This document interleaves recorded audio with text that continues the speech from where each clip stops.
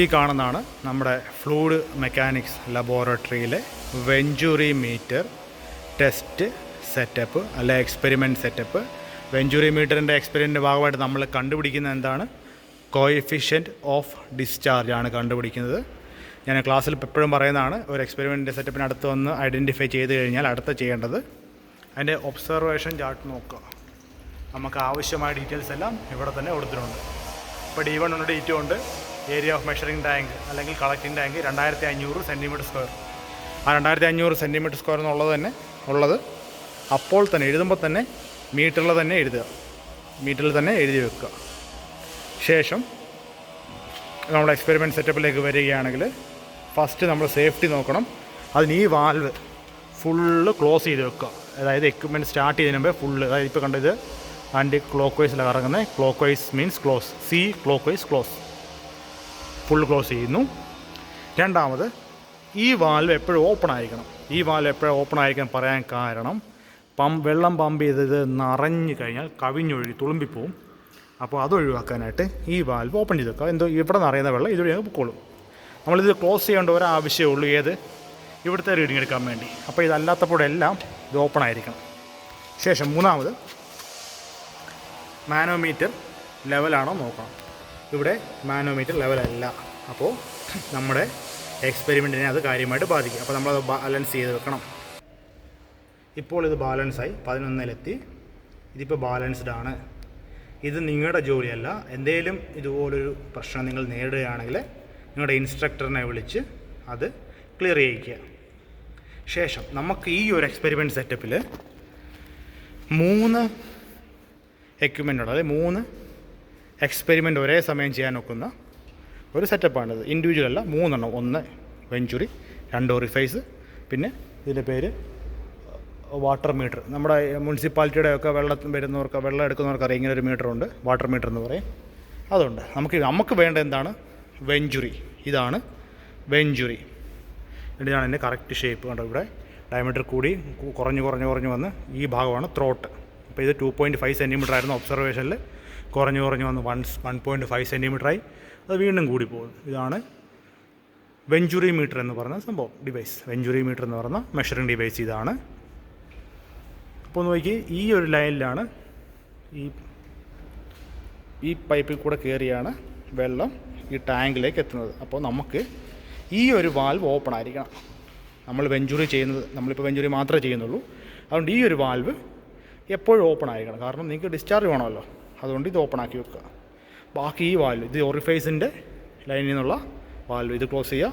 Water മീറ്ററിൻ്റെ വാൽവും close ചെയ്ത് വെക്കുക. എങ്ങനെ ക്ലോസ് ചെയ്യും? C clock vice direction rotate ചെയ്യുക. ഇങ്ങനെ റൊട്ടേറ്റ് ചെയ്യുക, ക്ലോക്ക് വൈസ് ക്ലോസ്. ഇനി എക്സ്പെരിമെൻറ്റ് ചെയ്യുന്ന വിധം പറയുകയാണെങ്കിൽ നമ്മൾ സേഫ്റ്റി പ്രകാരം ആ കാണുന്ന വാൽവ് ക്ലോസ് ചെയ്ത് വെച്ചു. സ്വിച്ച് ഓൺ ആക്കുക. ഇവിടെ സ്വിച്ച് ഓൺ ആക്കുക. ഈ വാൽവ് ഫുൾ ഓപ്പൺ ചെയ്യുക. അപ്പോൾ ഇവിടെ ഒരു ചെറിയ ഡിഫ്ലക്ഷൻ കിട്ടും. അത് എവിടെയാണോ നിൽക്കുന്നത് അതിനെ H1 H2 കൺസിഡർ ചെയ്യുക. ഇപ്പോൾ ഇത് താഴെ 8-ലെത്തിയെങ്കിൽ അത് H1 അല്ലെങ്കിൽ H2, നിങ്ങളുടെ ഇഷ്ടം.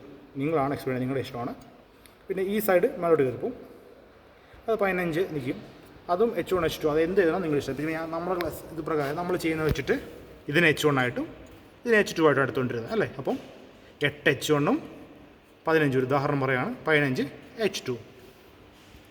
ആ ഒരു പർട്ടിക്കുലർ ഹെഡ് 8-15 എന്ന ഹെഡിൽ ഈ കളക്റ്റിംഗ് ടാങ്കിൽ 5 cm വെള്ളം ഉയരാൻ വേണ്ട സമയം നോട്ട് ചെയ്യണം.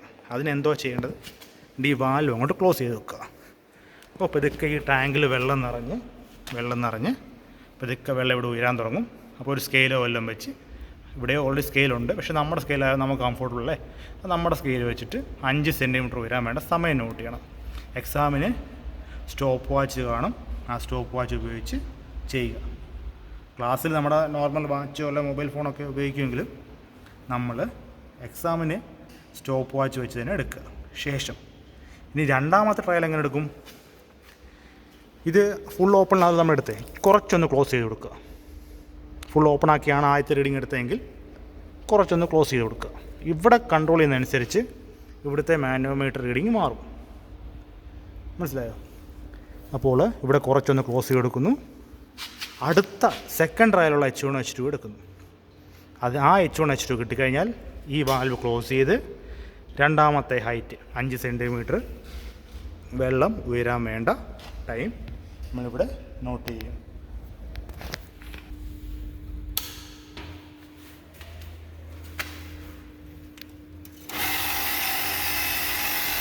ഫുൾ ഓപ്പൺ ചെയ്യുകയാണ്.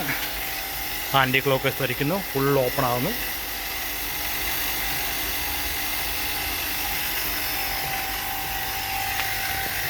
ഇപ്പോൾ ഇവിടെ റീഡിങ് മാറി, പറഞ്ഞത് തിരിഞ്ഞു പോയി. ഇവിടെ താഴ്ന്നു പോകുന്നത്, ഇവിടെ ഉയർന്നിരുന്നത്. ആ കുഴപ്പമില്ല. ഇപ്പം ഈ കാണുന്ന വാല്യൂ ആണ് H1, സോറി, ഇത് H1, ഇത് H2. ശേഷം ഇവിടെ വെള്ളം ഉയർന്നുകൊണ്ടിരിക്കുകയാണ്. ഈ കാണുന്ന വെള്ളം ഇങ്ങനെ ഉയർന്നു പോയിക്കൊണ്ടിരിക്കുന്നു. അത് എന്തുകൊണ്ടാണ് ഉയർന്നു നോക്കുന്നത്? ഈ വാൽവ് ക്ലോസ് ആയതുകൊണ്ട്. ഈ വാൽവ് ഓപ്പൺ ചെയ്ത് വെച്ച് കഴിഞ്ഞാൽ വെള്ളം ഇതിലിങ്ങനെ പൊയ്ക്കൊണ്ടിരിക്കും. നമുക്കിവിടെ ലെവൽ കിട്ടില്ല. ഈ ലെവലെടുക്കാൻ വേണ്ടി നമ്മൾ ആ വാൽവ് ക്ലോസ് ചെയ്ത് വെക്കുന്നു. ഒരു സ്കെയിൽ വെച്ചിട്ട് ഇപ്പം വെള്ളം ഉയരം ഇവിടെ ഇങ്ങനെ സ്കെയിൽ വെക്കുന്നു. 5 സെൻറ്റിമീറ്റർ ഉയരാൻ എത്ര സമയം വേണമെന്ന് സ്റ്റോപ്പ് വാച്ചിൽ നോട്ട് ചെയ്യാം. ഇനി സെക്കൻഡ് ട്രയൽ എങ്ങനെ എടുക്കും? സെക്കൻഡ് ട്രയൽ എടുക്കുന്നത്, ഈ വാൽവ് ഇത് ഫുൾ ഓപ്പൺ ആയിരുന്നു, ഒന്ന് ക്ലോസ് ചെയ്യണം. ക്ലോക്ക് വൈസ് ഇരിക്കുന്നു. ഇവിടുത്തെ വാല്യൂ ചെറുതായിട്ട് മാറിയിട്ടുണ്ട്. കുറച്ച് നേരം കഴിയുമ്പോൾ നിൽക്കും. ആ H1 H2 നോട്ട് ചെയ്യുക. ഇവിടെ time taken to rise 5 centimetre. ഇവിടെ 5 സെൻറ്റിമീറ്റർ ഉയരാൻ വേണ്ട സമയം നോട്ട് ചെയ്യുക.